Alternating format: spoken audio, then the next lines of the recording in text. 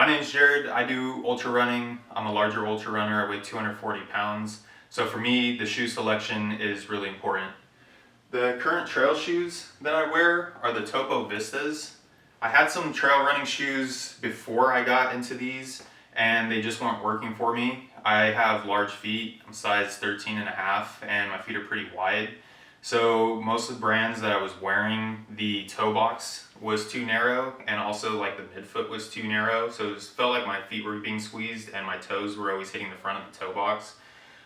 Especially like on the right side or the left side, like the outer toes.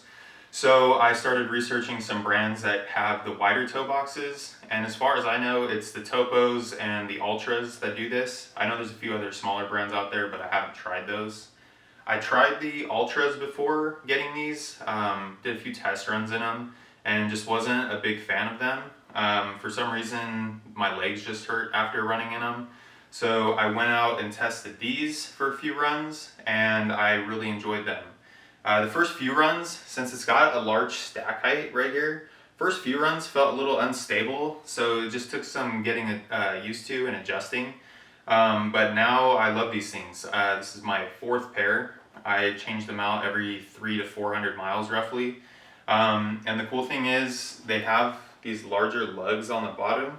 So when I'm running in like the rain or the trails are a bit muddy, or even just like climbing up rocks, the lugs really help. And also when I start to wear out the lugs too much, I start to wear them on the road a bit, so I don't completely wear down my road shoes and always have to be buying new shoes.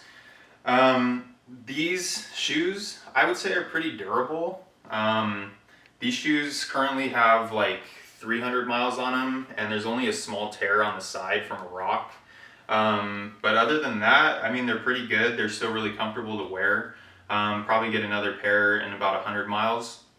Is generally that 400-mile range is when kind of that cushioning starts to give way and it's a bit more of a stiffer shoe, which me personally, I'm not a big fan of.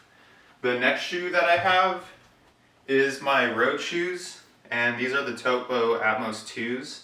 Same thing, it's got the wider toe box, and actually both pairs of shoes I get a half size up.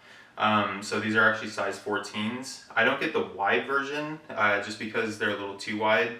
Once you get into the wide version, at least for myself. The road shoes are also nice because they're a bit lighter. The Vistas are a bit of a heavier shoe.